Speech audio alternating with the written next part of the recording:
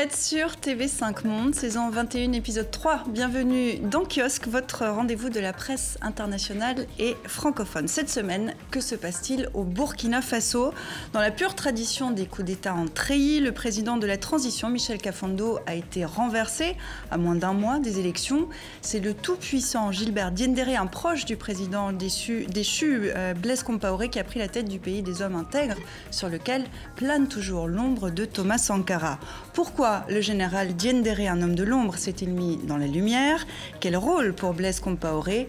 La rue saura-t-elle à nouveau se faire entendre moins d'un an après la révolte populaire? Le pays est dans l'attente imminente d'un plan de sortie de crise. Et pour décrypter cette actualité, avec nous autour de cette table, Denise Epoté, directrice de TV5 Monde Afrique, diplômée de l'école de journalisme de Yaoundé, première présentatrice du journal du soir à la télévision camerounaise. Formes Afrique vous classe parmi les 100 femmes influentes du continent. Merci d'être avec nous. En face de vous, Antoine Glaser, fondateur de La Lettre du continent. Vous l'avez dirigé jusqu'en 2010. C'est la publication de références des cercles dirigeants et des milieux d'affaires d'Afrique de l'Ouest. Aujourd'hui, écrivain, vous êtes notamment l'auteur d'Africa France, quand les dirigeants africains deviennent les maîtres du jeu, aux éditions Fayard. Merci à vous aussi. Jean-Baptiste Placat, vous êtes éditorialiste à RFI, Radio France Internationale. Vous avez notamment été grand reporter pour Jeune Afrique au Burkina Faso, notamment pendant 7 ans. Et enfin, autour de la table avec nous également, Francis Patindé, journaliste indépendant et enseignant à Sciences Po Paris, redevenu journaliste après un passage par les Nations Unies. Vous avez été longtemps rédacteur en chef de Jeune Afrique. Merci à vous quatre d'être ici pour décrypter une actualité très chargée cette semaine au Burkina Faso avec ce coup d'État. La médiation promettait hier une bonne nouvelle pour aujourd'hui dimanche, sous-entendu un retour à la transition. Rebondissement tout à l'heure, alors qu'une manifestation anti-putsch avait lieu, des hommes du RSP ont soudainement fait irruption dans le hall de l'hôtel où se trouvait le chef de la CEDEAO, Macky Sall, le médiateur, mais aussi une équipe de TV5 Monde, dont notre journaliste Laure de Matos. Peu avant l'heure officielle à laquelle donc devaient être rendues les conclusions de la négociation entre la CEDEAO et le général Diendéré, ils sont entrés avec leurs armes, Kalachnikov à la main. Certains d'entre eux étaient masqués, d'autres ont été violents avec les journalistes. Bref, c'est une vraie tentative d'intimidation, alors que des partisans de la société civile, de diverses associations anti-Diendéré tentaient de manifester juste devant l'entrée de l'hôtel. Voilà, ils sont venus à plusieurs reprises faire pression, essayer d'intimider les gens avec des armes. Mais ce qui est troublant, c'est que malgré la présence d'une délégation de la CEDEAO dans les locaux de l'hôtel, eh bien, oui, des hommes en armes qui sont pourtant partie prenante de ces négociations, terrorisent les gens, font irruption avec leurs armes, voilà. Et donc on attend de voir ce qui va se passer. Voilà, alors à l'heure où on se parle, le calme est revenu. Macky Sall a pu quitter l'hôtel. On attend le plan de sortie de crise des médiateurs annoncé hier soir donc de façon sibylline. Est-ce que cette attaque est le barreau d'honneur des putschistes poussés vers la sortie, Denise? On peut le penser. Parce qu'aujourd'hui, depuis le coup d'État, la rue continue à faire pression pour que les militaires quittent le pouvoir. Il faut comprendre aussi la détermination de cette population qui a quand même, grâce à qui l'insurrection a pu aboutir au départ de Blaise Compaoré et qui quand même, depuis 1966, n'a connu que des régimes militaires. Le seul régime civil qu'a connu le Burkina Faso, c'était le premier président de Haute-Volta, Maurice Yamaogo, qui a été débarqué en 1966. Donc on peut comprendre cette détermination de la population de ne pas se voir voler la victoire du 31 octobre 2014. Antoine Glaser, barreau d'honneur? Oui, enfin, pour moi, c'est pas un coup d'État pour le pouvoir, c'est un coup d'État pour l'impunité. Il y a, je veux dire, le 14 septembre, on a vu la commission nationale de réconciliation et de réforme qui a à nouveau demandé la dissolution du régiment de sécurité présidentielle et également qui a demandé, c'est passé un peu inaperçu, qui a également demandé en disant qu'il faudrait revoir la Constitution au mois de janvier, au moment des municipales, avec notamment supprimer dans la Constitution l'amnistie des chefs d'État. Donc ça veut dire que, bien évidemment, que Gilbert Diendéré est tous les partisans de l'ancien président Blaise Compaoré qui pourraient être menacés pour être poursuivis par la justice. Enfin, non seulement Blaise Compaoré, mais Gilbert Diendéré pour la disparition. Il était là au moment de l'assassinat de Thomas Sankara. Il était là, enfin, dans l'ombre au moment aussi de l'assassinat de Norbert Zongo. Bref, à mon avis, là, ce qui se joue, le deal réel, c'est la médiation, c'est vraiment pour l'impunité, parce que quand ils ont vu que leurs partisans, leurs candidats ne pouvaient pas se présenter, c'est à ce moment-là qu'ils ont vraiment réagi.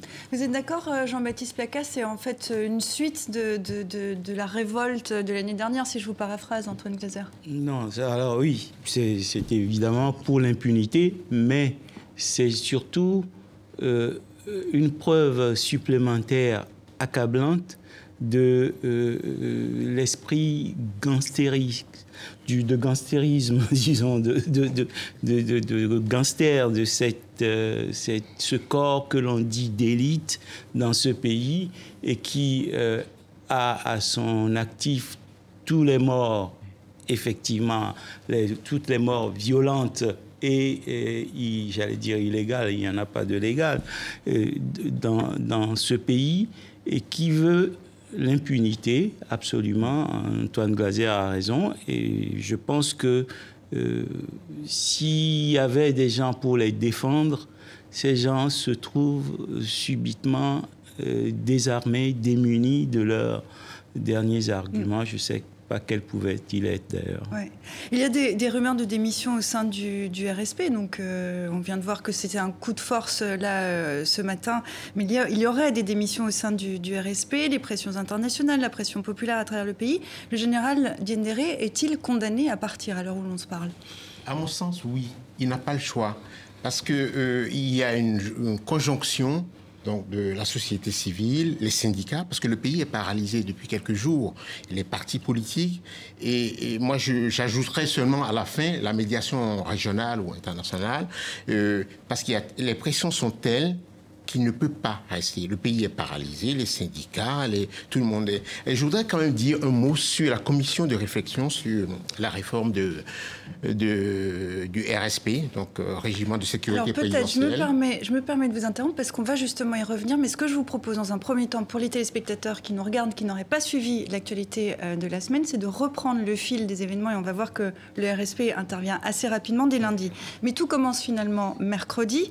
Des hommes du RSP, le régiment de sécurité présidentielle dont on parle depuis tout à l'heure, prennent en otage le président intérimaire, Michel Kafando, son Premier ministre Isaac Zida. Le lendemain jeudi, ce général dont on parle depuis tout à l'heure, le général Gilbert Diendéré, un proche donc du président déchu Blaise Compaoré, est placé à la tête d'un nouveau pouvoir, le Conseil national pour la démocratie. On dénombre au moins 10 morts et 113 blessés. Avez-vous, les uns et les autres, été surpris par ce coup d'État? Non.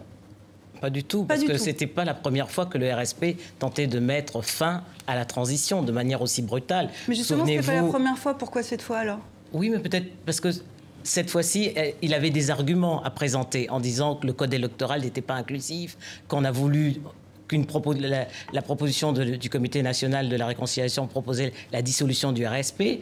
Ce n'était pas encore acté, mais c'était une proposition. Et puis enfin, le RSP, qui, comme le CDP, est une création de Blaise Compaoré, estimait que le pouvoir, c'est-à-dire le président et le Premier ministre, roulait pour le MPP, qui a été le parti qui a été à l'origine de la chute de Blaise Compaoré le 31 octobre. Donc forcément, aujourd'hui, il avait des raisons officielles de pouvoir mener à bout cette insurrection, enfin ce putsch, ce coup de force, mais il faut savoir également que Zida est un membre du RSP. Et Zida, le 31 octobre, le lendemain du 31 octobre, prend un peu le RSP par surprise en s'autoproclamant président de la République.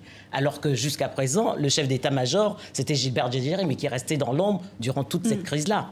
Le RSP, c'est quand même un peu l'épine dans le pied depuis la révolte de l'an dernier. Il n'y a pas simplement... Dans le pied de la transition, c'est pas simplement le Burkina Faso. C'est le problème de fond dans tous les pays africains.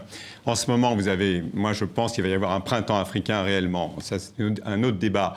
Mais on voit bien que le problème principal dans tous les pays, c'est le problème de la sécurité et le problème de l'armée en Afrique. C'est que pendant très longtemps, pendant toute la période de la guerre froide, c'est la France qui assurait la sécurité des chefs d'État avec un échange. Vous nous donnez vos matières premières, première stratégique et en échange, on assure votre maintien au pouvoir et votre sécurité. Seulement, le problème de l'armée, quand vous avez comme ça, les armées sont devenues des gardes prétoriennes des présidents. Des milices. Voilà, alors là, c'est pour ça que c'est intéressant. C'est vrai ce que dit Denise, que même cette commission justement de réconciliation et de réforme proposait un certain nombre de choses extrêmement intéressantes. Il proposait notamment que les présidents soient maintenant gardés par leur sécurité, soient assurés par une unité de police et de gendarmerie, etc. Parce que c'est vraiment ces gardes prétoriennes, c'est un vrai problème. Ce régiment de la sécurité présidentielle, c'est 1300 soldats hyper armés, hyper friqués, ayant tous les pouvoirs, et en même temps, vous avez une armée de 11 000, 13 000 soldats de types qui sont quasiment en tongs. Donc il y a vraiment le problème de l'armée, c'est un problème majeur, et on voit bien que depuis que leur copain Isaac Zida, finalement, pour eux, avait trahi, s'était nommé, enfin, Premier ministre, et voulait les écarter, on voit bien que Zida, d'ailleurs, lui, il est toujours enfermé. S'ils ont libéré le président Michel Kafando, le Premier ministre, a priori, ils le tiennent toujours enfermé. En début de semaine, la Commission pour la réconciliation proposait la dissolution du RSP. Bien sûr. Est-ce qu'on peut dire que l'équipe de la transition, puisqu'on sait que c'est un problème depuis longtemps et depuis la révolte, est-ce qu'ils ont été négligents, inexpérimentés, maladroits en faisant cette annonce lundi? Il faut avoir les moyens. Juste, en fait, la commission de réflexion, et on l'a pas souvent dit, était composée d'une dizaine d'officiers supérieurs. Et cette commission de réflexion était présidée par Gilbert Diendéré. Oui. Et la commission a rendu son rapport que j'ai lu. Le rapport fait 3 suggestions. Et ceux qui l'écrivent procèdent par élimination. La première suggestion, c'est de dissoudre le RSP. Deuxième suggestion, donc ils se disent non, il y a trop d'inconvénients là. Deuxième suggestion, c'est de maintenir le RSP en lui adjoignant des policiers et des gendarmes. Ils écartent cette solution. Et la dernière solution, c'est de maintenir le RSP, et c'est cette solution qui a leur préférence. Ils demandent juste qu'on change le nom, que ça devienne Brigade d'intervention républicaine, des trucs comme ça. Cosmétique. Oui, cosmétique. Mais ils disent parce qu'en l'état actuel de la sous-région, en l'état actuel de l'environnement terrorisme, qu'on a besoin de ce RSP. Et ils demandent dans ce rapport même que la proximité, que ce soit localisé à la présidence. Qu'il y a une question de protéger l'État, de protéger le chef de l'État, donc qu'on les laisse là-bas.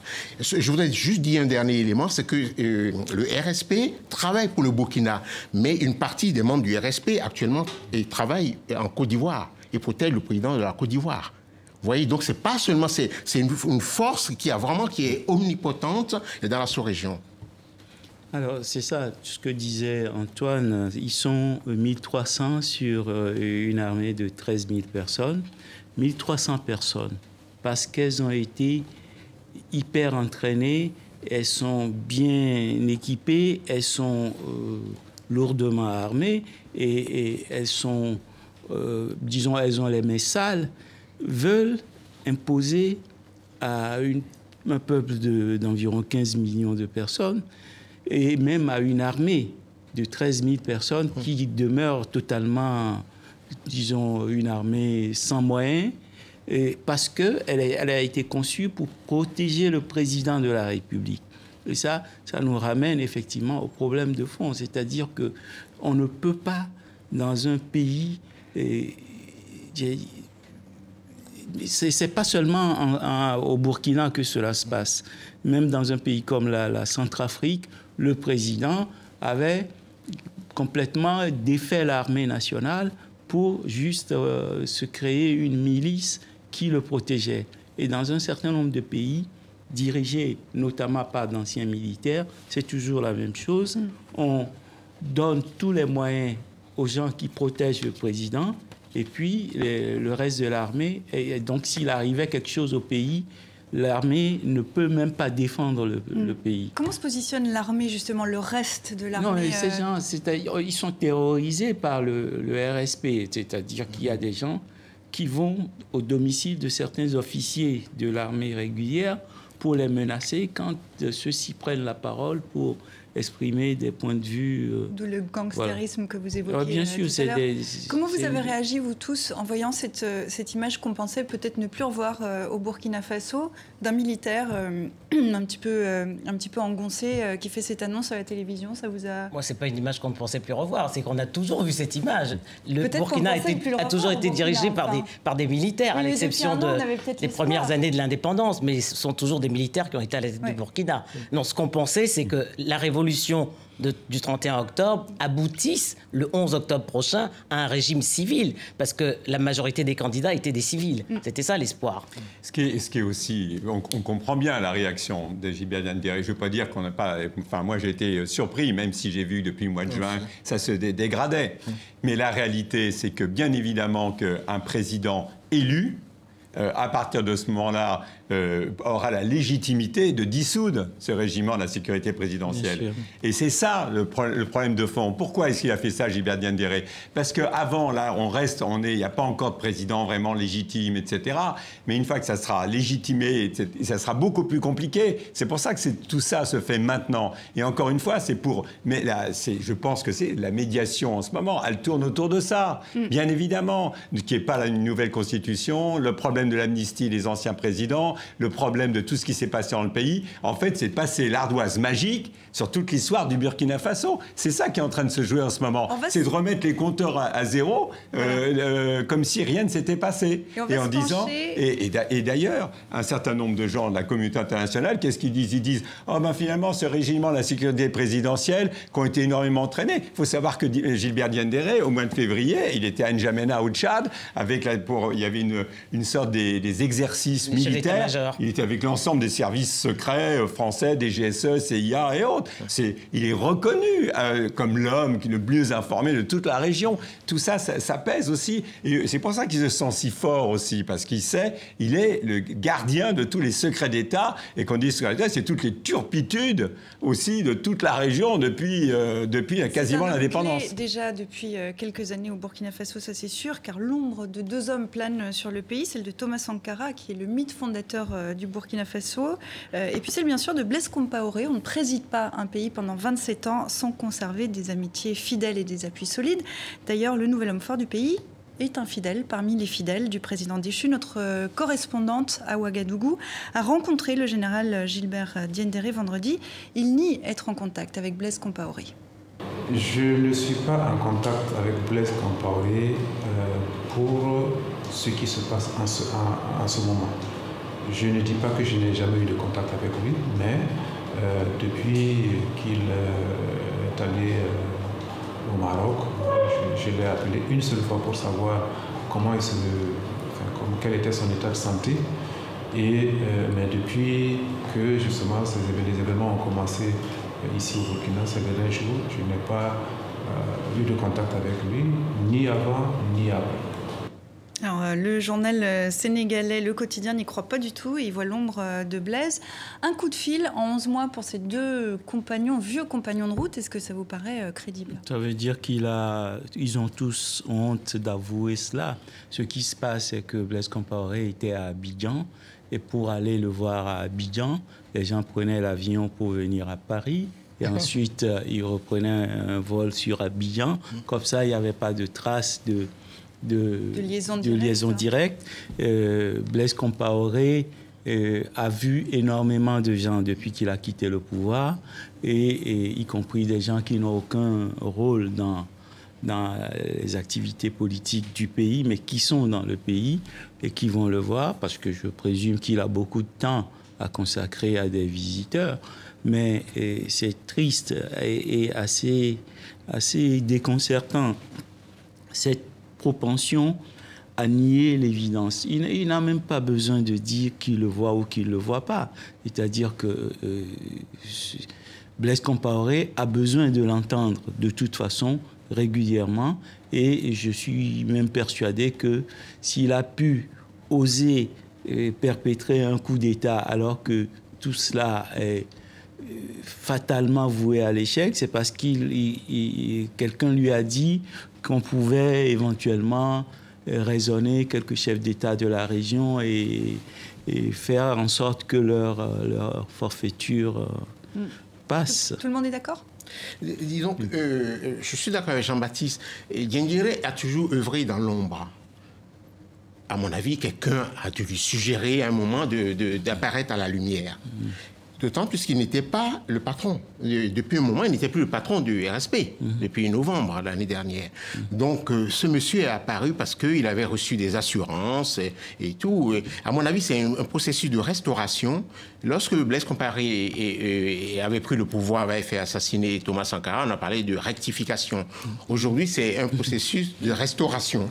Il veut restaurer le pouvoir, protéger les... D'ailleurs, il a parlé du CDP, l'ancien parti de Blaise Compaoré, qui était frustré parce qu'il écartait des élections. En fait, on dirait qu'il a pris le pouvoir pour un parti. Il a pris le pouvoir également parce que ses intérêts étaient menacés, parce que le RSP est menacé. Ce corps prétorien, cette garde prétorienne, elle ne peut pas perdurer. On n'a jamais vu un pays où il y ait 1300 personnes à la présidence de la République pour protéger un seul homme. L'armée, son boulot, c'est de protéger, d'aller combattre aux frontières contre l'ennemi extérieur. Mais ils n'ont pas de mater, comme on l'a vu tout à l'heure, mater les journalistes, taper sur tout le monde. Denis Epoté, vous êtes d'accord avec ça? Oui, je suis d'accord, parce que la crainte du CDP et du RSP, comme je le disais tout à l'heure, qui sont des fabrications de Blaise Compaoré, c'était de ne pas voir le MPP, parti rival, qui a fait dissidence, qui a fait session en janvier 2014, si je ne m'abuse, arriver au pouvoir. Parce que le pouvoir, le MPP au pouvoir, c'était la mort assurée du RSP et du CDP. Et pourtant, je crois savoir que le MPP a donné des assurances à Blaise Compaoré.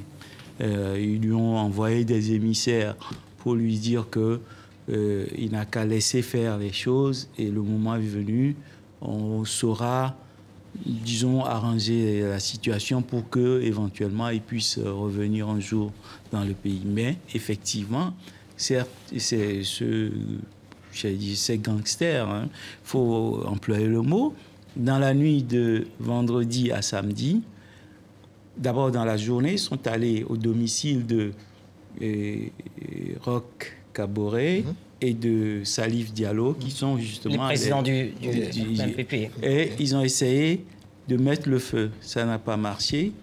Dans la nuit, ils sont retournés avec des chars. Ils ont tout défoncé et mis le feu, finalement. Donc ça veut dire que ce sont des gens qui ont peur. Ils ont peur pour quelque chose. Ça veut dire que même les crimes dont on les suspecte, peut-être qu'ils en ont commis beaucoup plus. Et comme le disait Antoine, bien au-delà, ou Francis plutôt, bien au-delà des frontières du Burkina. Qu'est-ce qu'il devient dans le fond, Blaise Compaoré? Parce qu'on le disait à Brazzaville mercredi, jour du coup d'État, ça a été démenti.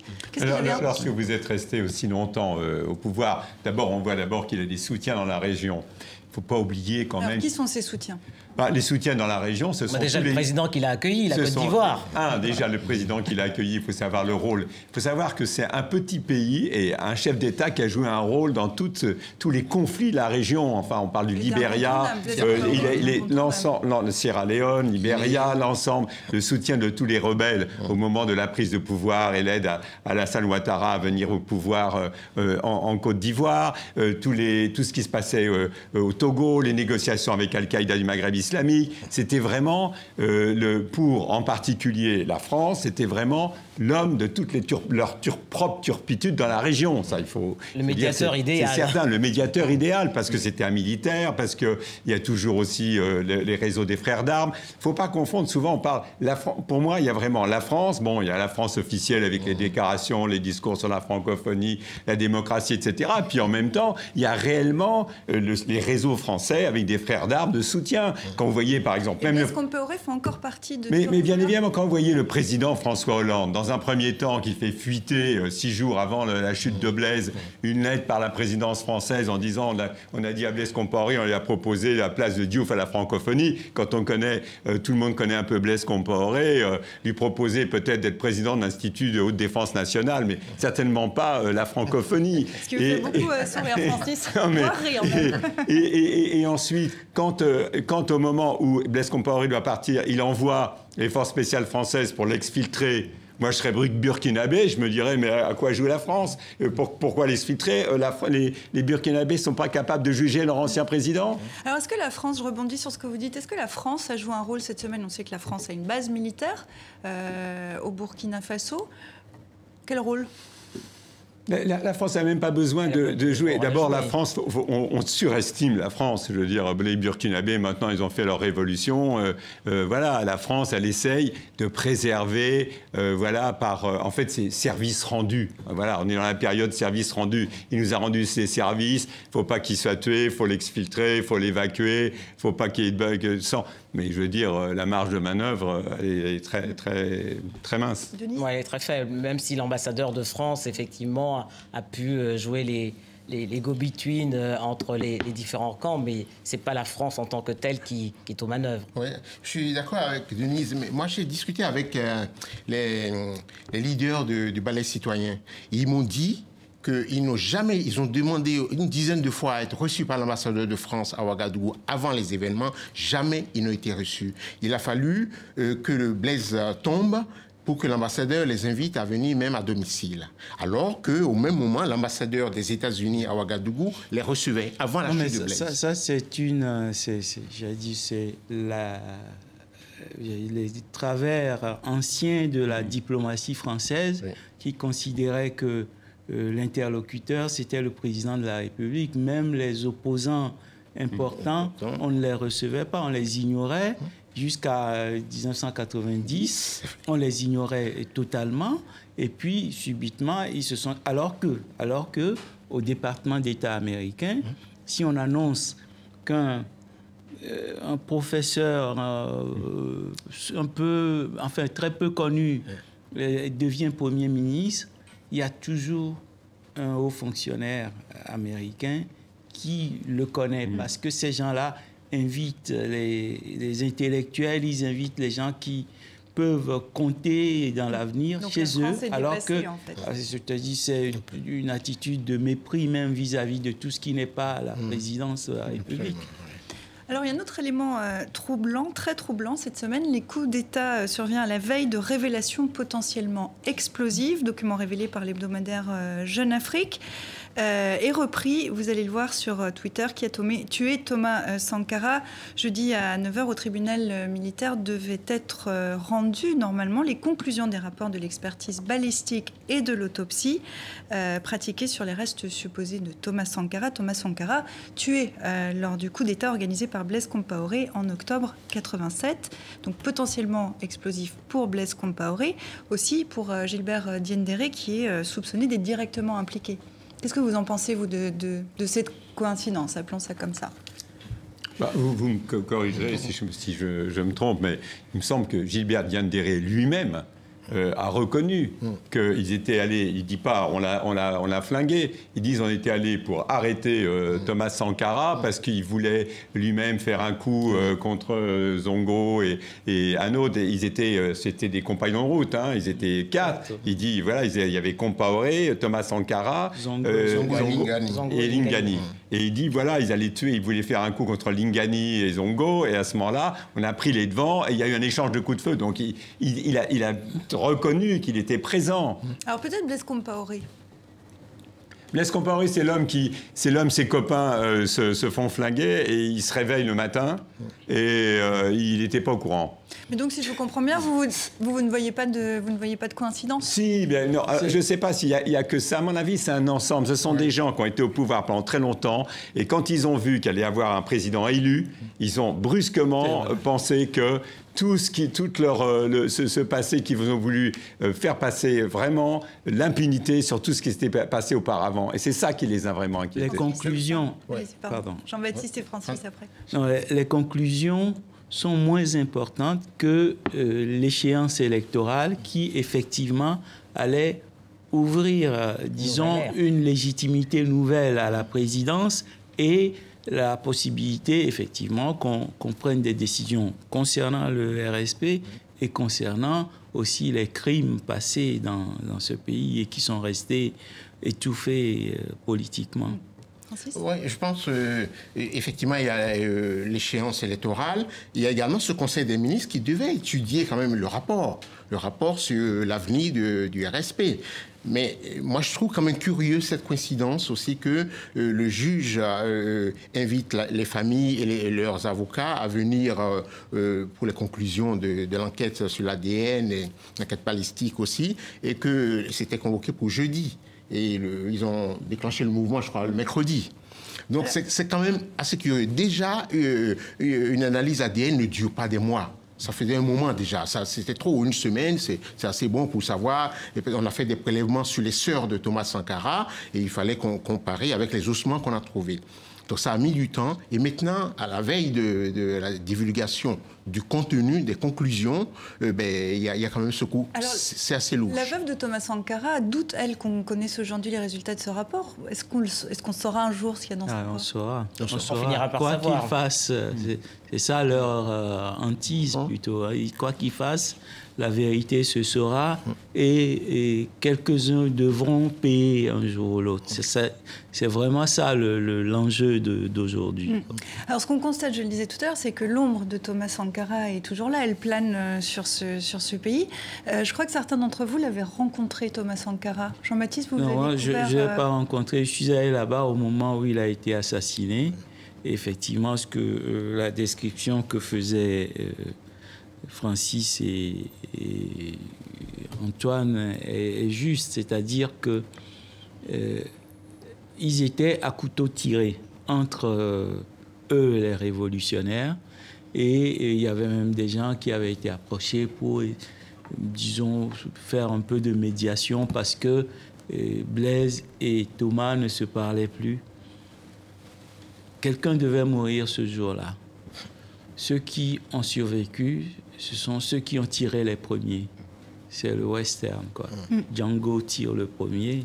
C'était des Gangster frères, et western, quand même. Thomas et Blaise étaient très liés, hein, au point que Thomas Sankara a d'ailleurs été le témoin de mariage de Blaise Compaoré. C'est dire à quel point ils étaient liés. Mais à un moment, au sein de la révolution tue ses fils. Hein. On va avoir des photos d'eux, d'ailleurs. Il y a des photos, il y en a assez peu, je crois, mais il y a des photos d'eux qu'on a là, qu'on va pouvoir voir. Comment on explique cette espèce de fascination qu'exerce encore Thomas Sankara?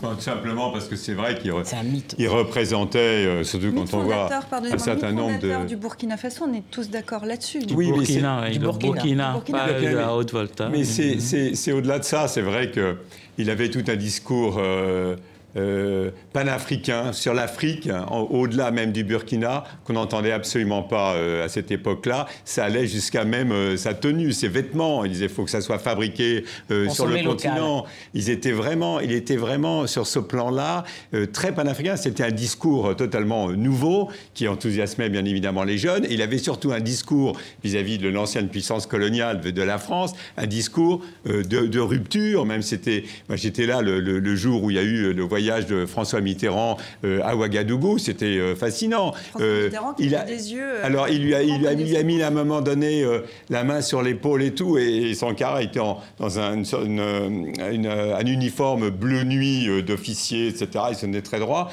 et Mitterrand, toujours très paternaliste, lui a mis la main sur l'épaule, en disant il est un peu, il veut faire bouger les choses là, le capitaine, etc. Mais il va un peu trop vite, etc. Et il était fou furieux parce que Sankara disait à la France comment, à l'époque, la France venait d'accueillir Peter Botha, le ministre sud-africain des Affaires étrangères. Il y avait l'apartheid et Sankara disait mais comment vous pouvez accueillir un Sud-Africain qui était pro-apartheid à l'époque alors que vous, la France, vous êtes soi-disant la gauche socialiste, vous êtes contre l'importation de charbon, vous soutenez soi-disant le mouvement anti-apartheid et vous avez accueilli Peter Botha. Alors bon, Mitterrand expliquait que c'était parce que Sud-Africains avaient lutté aussi pendant la Deuxième Guerre mondiale et tout. Mais je veux dire, c'est le cas de le dire, le jour et la nuit. Ça veut dire, là, c'était vraiment deux générations. Ouais. Il y avait l'ancien ministre de la France d'Outre-mer, parce que François Mitterrand, franchement, on ne peut pas dire que sur l'Afrique, il était dans sa tête, il était encore ministre de la France d'Outre-mer. Ça veut dire paternaliste, les Africains, ils ne sont pas encore mûrs pour la démocratie. Il était quand même dans un spleen ancien. Et puis, il y avait Sankara qui était en train de secouer le cocotier, quoi, avec les vieux. Et d'ailleurs, est-ce que c'est pas ce qui explique aussi la fascination qui est encore aujourd'hui pour lui, c'est qu'il n'y a pas eu d'équivalent après. Le discours de Sankara rejoint le discours d'autres dirigeants africains qui n'ont pas survécu, qui ont presque tous été assassinés d'ailleurs. Et Lumumba d'abord. Lumumba parlait comme parlait Sankara. Et c'est un discours qui plaît à la jeunesse africaine et et Sankara ne se contentait pas de tenir des discours. Et à un moment donné, parce que nous autres, quand on est venus en France, on n'avait pas besoin de visa, c'est-à-dire qu'il fallait juste prendre son billet et on arrivait ici. Et puis subitement, je ne sais plus, en 86, la droite revient au pouvoir, elle instaure les visas pour les Africains. Sankara a dit, on instaure le visa pour les Français aussi. Réciprocité. Il n'est plus question de se laisser. C'est-à-dire qu'il y a, disons, l'oppression coloniale et néocoloniale, le fait qu'un certain nombre de dirigeants de l'Afrique indépendante étaient asservis au pouvoir politique français, tout cela était une telle rancœur dans le cœur des populations de la jeunesse africaine que voir un dirigeant politique venir dire ça à haute voix et publiquement, il ne le disait pas seulement à Mitterrand, il le disait dans l'Africa Hall, à l'Organisation de l'Unité africaine, donc l'Union africaine d'aujourd'hui. Il le disait partout, il disait à ces gens, mais si vous êtes vraiment responsable, et faites ceci, allez à Washington, interpeller la Banque mondiale. Pardonnez-moi. Je voulais ajouter à la suite de Jean-Baptiste que Sankara, c'était aussi une certaine idée de l'éthique que devaient avoir les dirigeants de cette époque-là. C'est pas un hasard si c'est lui qui a choisi de changer le nom du pays, quand même, de Haute-Volta en pays des hommes intègres. Donc c'est tout ça que aujourd'hui les jeunes Africains respectent et voudraient voir se reproduire. Malheureusement, les dirigeants actuels ne leur donnent pas cette occasion. Justement, comment on explique le fait qu'il n'y ait pas eu de dirigeants équivalents depuis lui? Je n'ai pas en tête comme ça d'équivalent panafricain, disons. C'est-à-dire que le panafricanisme peut coûter cher à un dirigeant politique. Mais ce qui est plus grave, c'est que des générations nouvelles de dirigeants, y compris Blaise Compaoré, qui auraient pu prendre un peu de distance avec cette politique néocoloniale-là, la première chose qu'ils cherchent quand ils arrivent au pouvoir, c'est d'avoir le soutien de la France et d'être protégé par la France. On veut nommer un Premier ministre, on se soucie de savoir s'il plaît à la France ou pas. Et toujours si certains ne demandent pas à la France de leur proposer quelqu'un.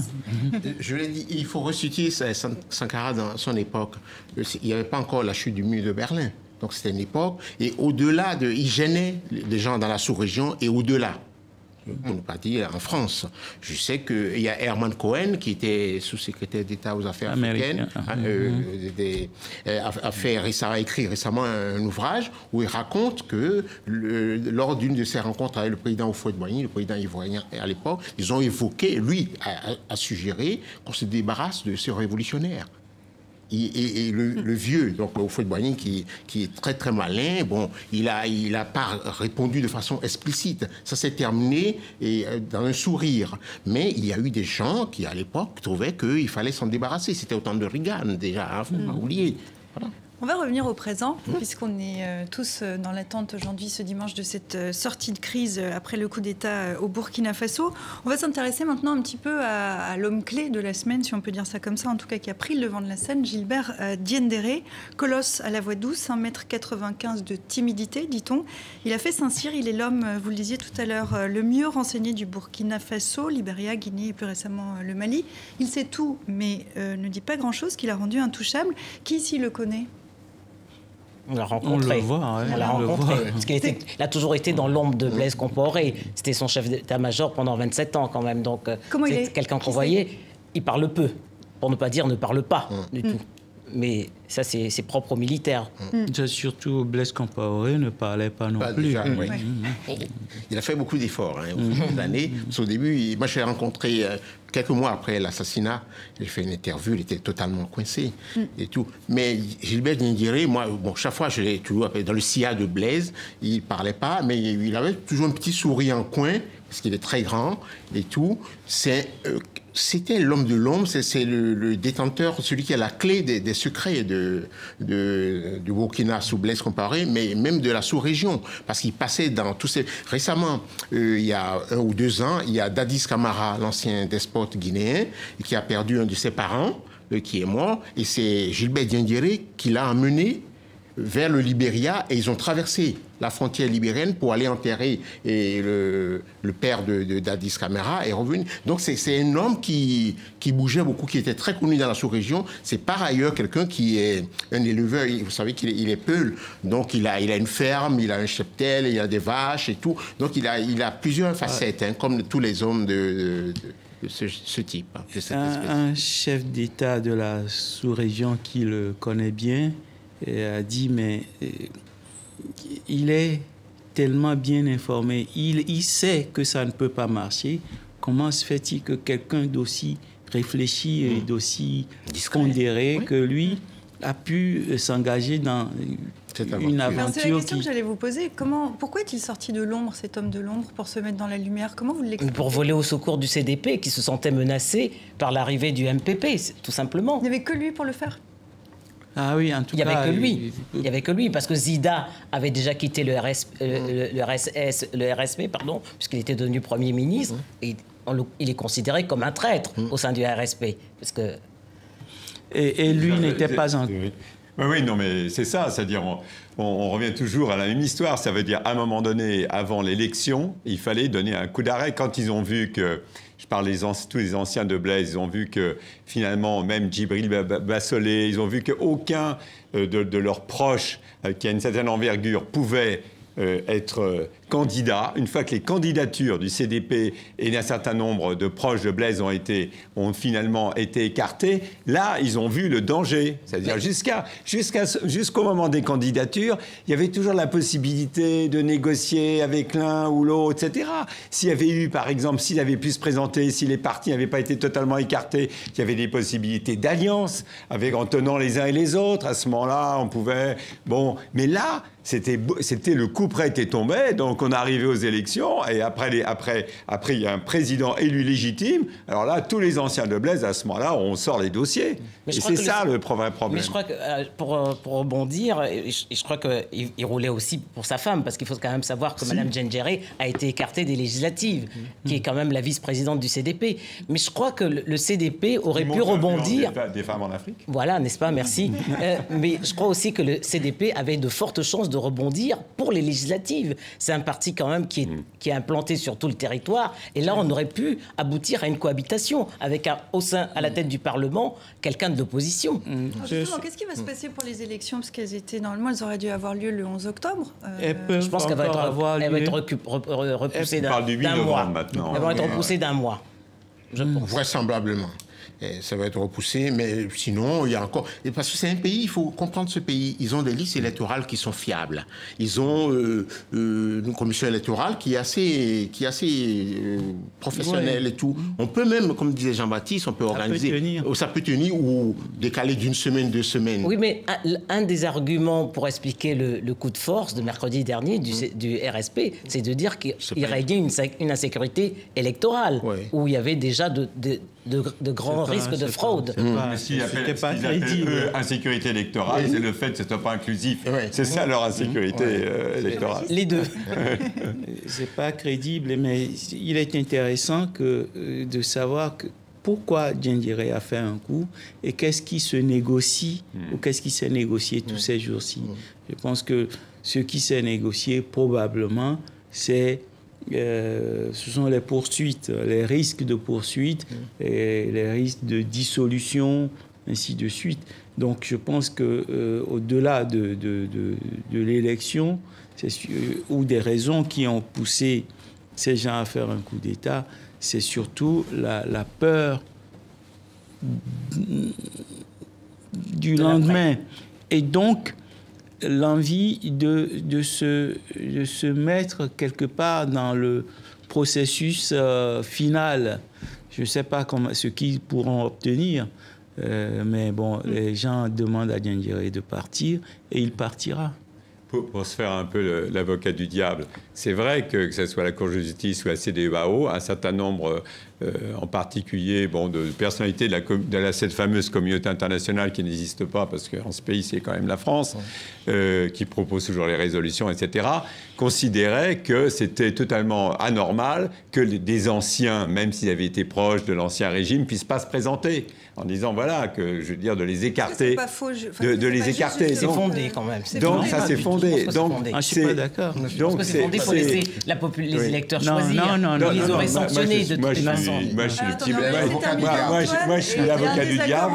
Et moi, je ne me prononce pas là-dessus parce que je suis le petit blanc des bords de Seine. Donc, je ne vais pas dire est-ce qu'il fallait que ça soit inclusif ou pas. Mais ce que je veux dire, c'est que ça ajoute encore dans l'analyse le fait qu'à partir du moment où il n'y avait aucune perspective pour tout l'ancien régime, d'où pour moi le coup d'État. Alors, inclusif ou pas, c'est peut-être quand même une question importante. Et je crois que Jean-Baptiste, vous n'êtes pas d'accord. C'est pas qu'il n'y avait aucune perspective pour tout l'ancien régime. C'est que certaines personnalités de l'ancien régime ne passaient pas. Mais l'ancien régime pouvait mettre en avant des candidats, des hommes nouveaux. Oui, ce qu'on leur demandait, c'est de ne pas donner l'impression qu'il y a une prime à la lâcheté, à la couardise. Ces gens-là ont été dans le système. Et non, mais si le projet... des collaborateurs de Blaise Compaoré. C'est pas là le problème. Tous étaient ministres au Premier ministre de Blaise. À un moment donné, certains ont dit non, ce projet-là de révision constitutionnelle, ça ne tient pas. Et si ça avait marché, aujourd'hui, là, on serait en train de préparer des élections, Blaise serait candidat, et ces gens seraient en train de faire campagne pour lui, et il serait toujours ministre. Maintenant, il demande à être autour de la table comme s'il ne s'était rien passé. Il y a eu des morts dans ce pays. Oui, absolument. Et on fait de découvrir ça en ce moment-ci, mais la charte de la transition qui gère depuis bientôt 1 an, et cette transition exclut ouvertement, et tout le monde l'a accepté, toute personne ayant ouvertement soutenu le projet de révision de l'article 37 de la Constitution, pour permettre à Blaise de se représenter, et toute personne ayant fait partie du dernier gouvernement de la 4e République. Oui, mais elle a été désavouée par la Cour de justice de la CEDEAO. Non, ça c'est la loi électorale. Ben oui, mais il y a la charte. La charte, c'est la constitution de cette période qu'on vit depuis 11 mois.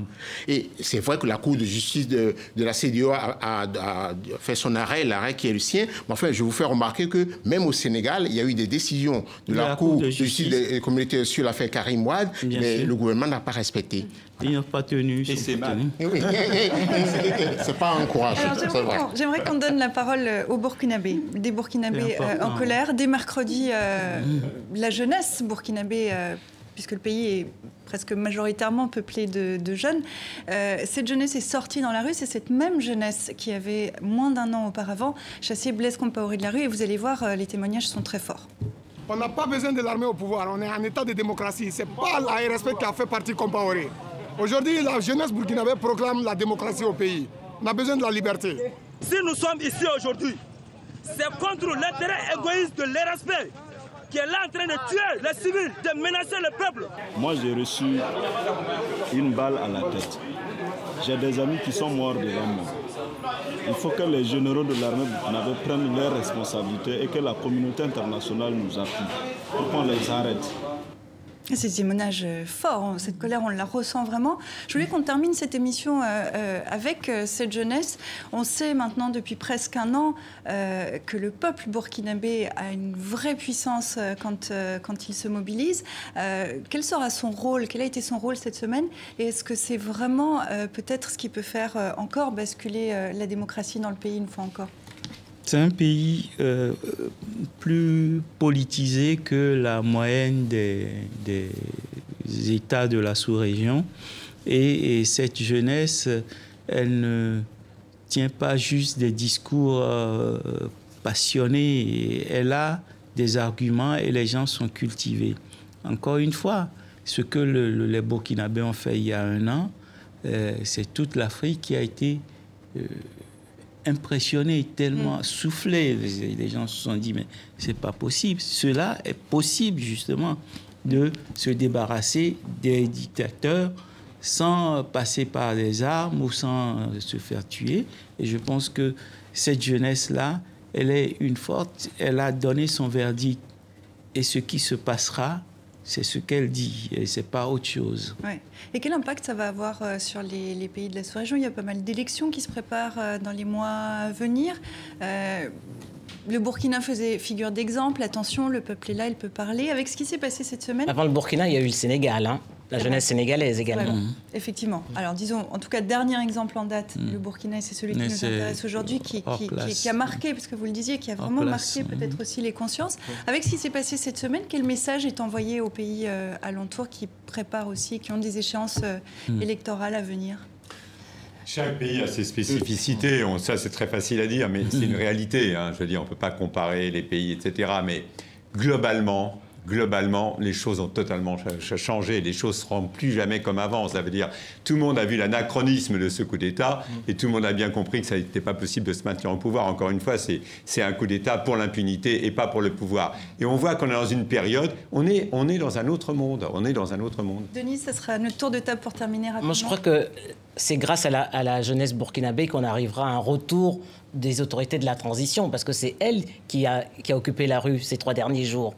Et c'est forcément cette victoire, on la lui devra. Francis? Je trouve que c'est un excellent signal, ce qui est la restauration de la démocratie au Burkina, et pour les peuples congolais, les 2 Congos, peuple burundais, parce qu'actuellement les jeunes burundais se battent pour la... Et je pense que tout est possible quand la jeunesse descend dans la rue, quand le peuple est dans la rue. Et pour terminer, Jean-Baptiste, le mot de la fin pour vous. Tout est possible quand la jeunesse descend dans les rues. Mais il faut que ceux qui se disent les amis de l'Afrique ne viennent pas proposer des transitions ou des intermédiations quand leurs amis sont en train de tomber et que quand ça va mal, et Francis a cité des pays, dans ces pays-là, il faut tout de suite intervenir, prévenir leurs amis que vous risquez... Tout le monde dit non, nous on n'est pas le Burkina, comme Moubarak disait, nous on n'est pas la Tunisie, après Kadhafi disait, nous on n'est pas l'Égypte, mais ça arrive à tout le monde. Merci beaucoup. Avant de nous quitter, comme chaque semaine, on va faire un tour de l'actualité. La semaine de dilemme en dessin, vous verrez qu'il est évidemment question du Burkina. Mais on va commencer déjà avec cette caricature, les réfugiés qui arrivent en Europe face à ces barbelés européens.